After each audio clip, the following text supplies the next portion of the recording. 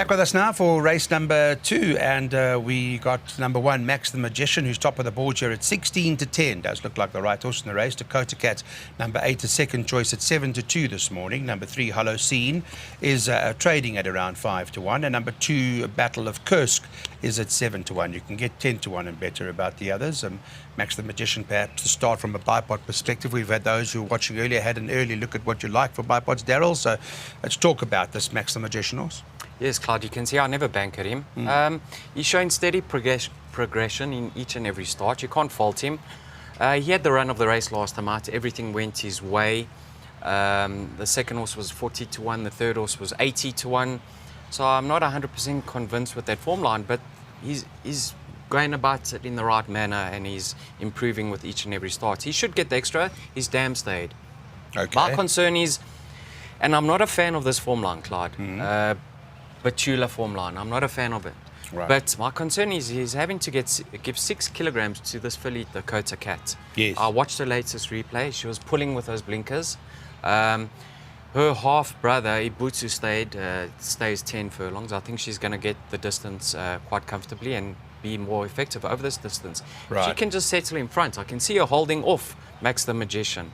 With regards to the cock runners, thanks to Charles Pretorius, they're very upbeat with their chances over here. All 3 of them is expecting Holocene to run another decent race, and the other 2 will improve. Yeah. So I've just gone the safe route in the first leg of the bipod, Clyde. Yeah, Mike de Kock has sent the comments through. Thanks, Charles. And those runners are all fancied. They give them chances. Gabriel, Max the Magician, where are you with that in terms of bipods? How are you playing your bipods? I'm reading this race completely different to Daryl. Right. I'm making Max the Magician the best bet on the entire day. Wow. I think he's a banker in your bipods. Right. I think he'll take all the beating, and I thought 2-1 was an absolute steal. Yeah. For me, he's a class above what he's running against. I have no concerns that he's giving the 3 kilos away because, like I just said, his class is better than the rest of the field. I think his penultimate run to Lucky Lad just shows where he is class-wise. I think he'll really enjoy the 1,600-meter trip, and I think he'll take a power of beating. Okay, well, that says enough for me. Max the Magician from Gabby Soma's side is the horse to beat, hard to beat. We'll have another look at those bipods that we're going to put up for you now. Here's race number 2. Look at our slides. We'll start again with the Darren Burrows bipod. We'll put that up. Race 2, it's what we looked at in the first race earlier, so we'll just have another look at that and put those slides up for you in just a moment. Obviously, you heard Daryl's not particularly keen on it, but Gabby is, and so is Darren. They banker the 1 by 127, by 1247, by banker 5, by banker 1, by 1, 4, 5, 11, 12 and 13. Remember to scan that, do what you need to do with it, make it work for yourself today.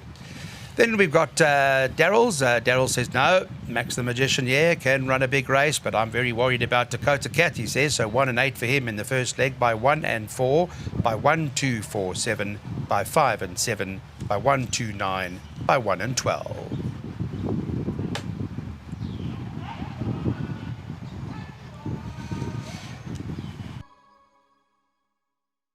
Third race on the card. This is the World Sports Betting Grooms Initiative Maiden Plate. Let's get on to race number 3 now. It's place accumulated time. 1, Mo the Man, tops the boards here at 19-10. 2, Free Movement is the second choice at 7-2. And number 7, Royal Guide, is at 7-2. The top 3 interesting factors, Gabby. Let me talk to you about them in the race. I'm not sure where it ends, but I give chances to the top 3, basically. Where do you see it? Yeah, I agree with you, Clyde. I think it's a race between the top 3. You've got a horse like Mo the Man, who actually has quite decent form to his name. When you have a look, 3 lengths Brave Viking, who came out to win a graduation plate, a Neck Jet Dynasty, who's now won 2 and competed in the Derby trial and races like that. Bob's Your Uncle, who then came out to win again. So on form, even though he's been disappointing and costly to follow, when you look at it in hindsight, he's actually bumped decent horses. So I think today is his best chance to pull off a victory, and I do make him the horse to beat. Free Movement, also been quite costly to follow, but again, not the strongest field, so he's got to be respected, and you expect him to be right there. Royal Guide could potentially be better than them both, but what I don't like is the 1160 to 1600. It's not easy for a horse to do that in his second start. He only ran a month ago. He ran as a 4-year-old, so clearly there must have been problems. I'm not saying he can't win, but I just think it's difficult if you look at the stats for a horse to go from an 1160 first time out to a 1600 in his second start and win. Yeah. But I do respect him, and he can be included in your trifectas and quartets. Oh, But I think Mo the Man's a banker in your PA. Yeah, and from the man, I mean, you talk about Bob's your uncle. There were quite a few from there. Bob's your uncle, Labrasco, Giacotori. There've been a lot of winners from that form line, so it's been particularly good. But let's talk about from Daryl's perspective as to where you are, with regards to the running of the third, Daryl, where you're depending on. I know, we also fancied a bit of free movement last time. So where do we go now? Yeah, Clyde. I mean, Mo the Man, you can see Gabby's touched on who he's bumped in the past, but I know there have been several winners from Bob's your uncle form line. Labrosco and Giacotori, they're not going Anywhere. to Hollywood. They're average sorts, I must be honest. Fair enough. Jet Dynasty, also in that race, was on the guest list. Celtic Rush, also average sorts. So I think almost like Kambulu, Clyde. I actually watched him in his debut. He moved down to the start. He looked like a lovely sort. And this was just everything went wrong for him at the start. Okay. So I'm willing to excuse his latest two efforts because that's just not him. So we're not taking Whether notice he's going of to the- arrive, whether he's going to arrive at the course today and put up similar antics, I don't know. I'd like to see him relax behind the pens. He's been rested and gelded. This is a type of horse that is way better than his current form. Okay. That I can tell you now. He'll win his races, whereas Mo the Man might win 2 or 3. Sure.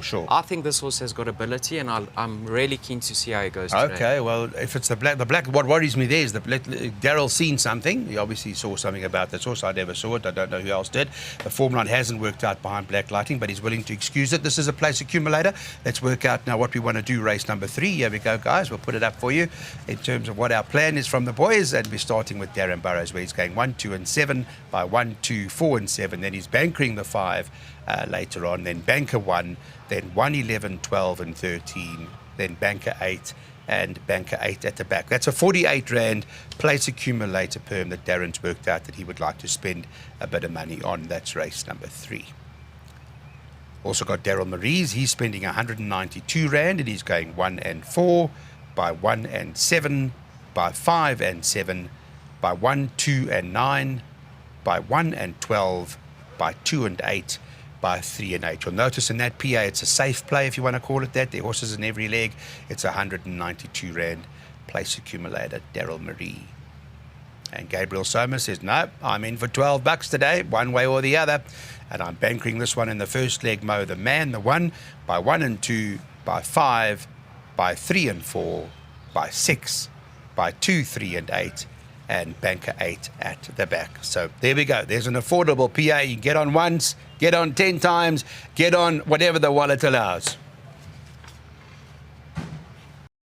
More so than the Phillies Nursery, of course, is that there's a pick 6 carryover here. So it's a interesting one. Group 2, expecting around 7 million Rand or thereabouts to get to that pick 6 pool today, where Mrs. Geriatrics has been nothing short of impressive, top of the boards. But the market's indicating this is an open race because they've got the 7 at 4 to 1, the 1 American Graffiti is 9 to 2, the 2 Cullinan Blues 9 to 2, and the 4 Leaving Las Vegas is 9 to 2. Daryl, so it's an open race from a market perspective. You see it the same way?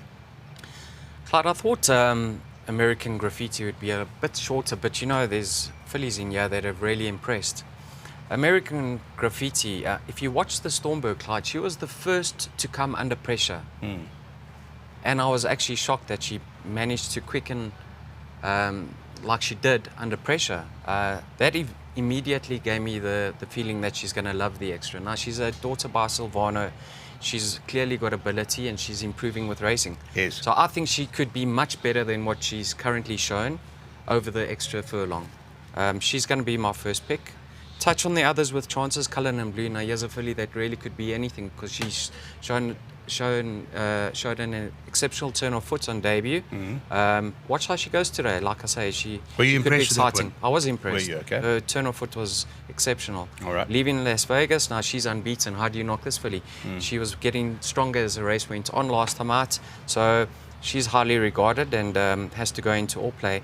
And then number 7. Geriatrics, Yes. yeah. I wasn't a fan of her last time out, Clyde. I had doubts about that form line. But when she moved to the start, I said, this filly is beautiful. And she suddenly became my first pick.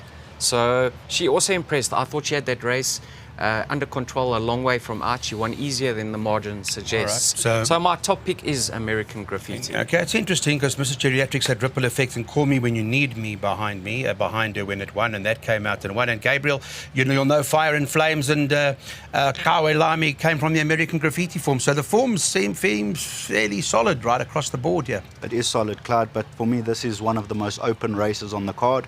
So in my pick 6 in that, I would go Field, and I would suggest that if the viewers have a budget to do so, work around putting Field in the first leg because it is open. These fillies improve at drastic rates. So a very, very tough race. Darryl's touched on most of the horses that have chances. I do make American Graffiti my top choice for the specific reason that she is going over 1160. I think Cullinan Blue was very impressive last time. Just a slight concern that she's now back up the straight as opposed to being around the bend first time, but respect her. And the only other horse that I would like to touch on is maybe number 8, Rani of Couture. She won a very, very good race on debut. She had no right to win the race, and the fact that she was able to do it shows that she's a well above average filly. She's been given just under 2 months to recover from a race like that, and if she has the natural improvement that's expected, she's a filly that could definitely win a race of this nature. All right, so it's open. This is not going to be easy. If you can afford a pick 6 with Field, Gabby says perhaps that's what you need to do. What do the boys say? We'll put it in writing now. Pick 6 carryover time. Let's get our pick 6s on nice and early. You don't want to get left behind. So Field in the first leg from Gabriel Soma. He's spending 2,112 Rand, but that means you can spend around 212 Rand for 10% or whatever the case may be. He's then bankering the 5 in the second leg by 2, 3, 4, 9, 10 and 12, by 6, 11, 12 and 13, by 2, 3, 6 and 8, and he's made the one at the back of match race 8 and 10. So that's his investment today in this Champions Day pick 6. Darren Burrows, he's spending 324 Rand for 10% or 32 or 33 Rand for 1%. It's your choice, but first leg he wants to go 1, 2, 4, 7, by 2, 5, 6, 7, 8, by 1, 2, 3, 4, 5, 9, 10, 11, 12, by 1, 3, 4, 5, 6, 7, 11, 12, 13, by 6 and 8, and then right at the back of the pick 6, his last leg, he's spending that money, and he's going to be shouting number 8, Bless My Stars, to win the final leg.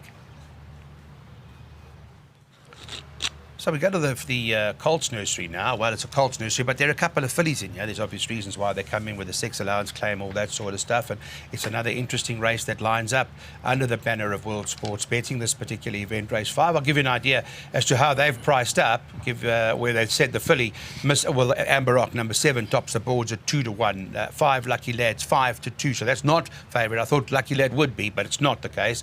And the 2 Guy Gibson is in here at 11 to 2. 6 Pure Predator is trading at around 6 to 1. A horse like Juicer Remelane is in at 8 to 1. Number 4, 8 Ripple Effect is 8 to 1, and then 11 to 1. Let's quote them: 1 Fire and Flames, and there's a 100 to 1 shot in here in Halberdier in this event. Gabby, we watched Lucky Lad and we watched Amber Rock last time. We saw Amber going right down the inside. Remember jumping, going to that far lane, and Lucky Lad then got into the picture and basically went.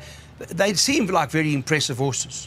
No doubt, Clyde. So for me, it's pretty surprising that Amber Rock's come back against the Colts knowing that she's now 3 kilos worse off with Lucky Lad, who was finishing faster in a race over shorter. Yeah, why would if Amber Rock was in the Phillies, why would that be? So probably the fact that she went down the inside, and I would assume that Mr. Azzy and Adam have the view that the inside and the outside, there is a bias towards the outside. But if Amber Rock was in the Phillies Nursery, I pretty much would have bankered her in the first leg of the pick 6. Okay. The fact that she's gone here, you've got to respect it. I mean, Mr. Azzy's trained many Grade 1 winners, sure. But personally, I just don't see her being able to beat Lucky Lad for the reasons I mentioned. I think Lucky Lad has stamped himself as probably the best juvenile in Joburg, and this is his acid test. But I'd be very surprised if he doesn't win. He looks well above average, and he potentially could be a very, very good horse. Right. So I make Lucky Lad the horse to beat. I think Amber Rock is the danger, and Pure Predator and Fire and Flames for back end of the quartets. Any room for you for Guy Gibson in the race, Darryl? Yeah, he was impressive. If you like him, you have to respect Jerusalem Moraine. Clyde, I also find it fascinating that Mr. Azzy knew that he's going to be bumping Lucky Lad, taking him on again, and worse off at the weights. That But for me yet- just expresses all the confidence yes, in so the that world. must tell you that he really Yeah. thinks this filly's capable of reversing that form Sure. despite the 3 kilograms turnaround. Sure. I must say that I don't know if she hung on debut. Do you think she was hanging? I think she did, and then I think Samanga just allowed her to roll to that inside in. Yeah, But so she did start, yes. on that occasion, Clyde, the going was sticky. So the going's on top today. Yes, That would be in 21 her today. favour. I saw That would be Kenneth, in her by the way. favour. Kenneth says the bench 21. Lovely tracks in mint condition. And Beautiful. also, you know, there's no Drakenstein-owned filly in the Phillies Nursery. So it's not like they skipping that race and they got another bow in the arrow. Yeah, I So understand, it's yeah. very interesting. your first choice? Last year, this race was won by a filly. Miss Cool won for Paul Peter. Right. I'm not going to separate them. My first pick has to be Lucky Lad. I mean, he's Okay. beaten her Sure. and he's better off at the weights. And I'm surprised he's not favourite. He Any will start tipster favourite. says so, okay. He will start favourite. yeah. They've got the wrong favourite. I've been just impressed. I may be completely wrong. I've just been impressed with the way Pure Predator climbs itself into the race, the way it comes and runs and comes at them. So just be cautious there. Let's have a look at what the boys doing here. We're going jackpots now, and here's a look at what the plan is. In terms of the World Sports Betting SA Nursery, it's a Group 2 of 11-16. We've got a Daryl Marie jackpot where he says 5 and 7. It appears to be the two of them. By 1, 2, 9, by 1, 4, 11 and 12, by 1, 2, 4 and 8. And that's a 96 Rand cost.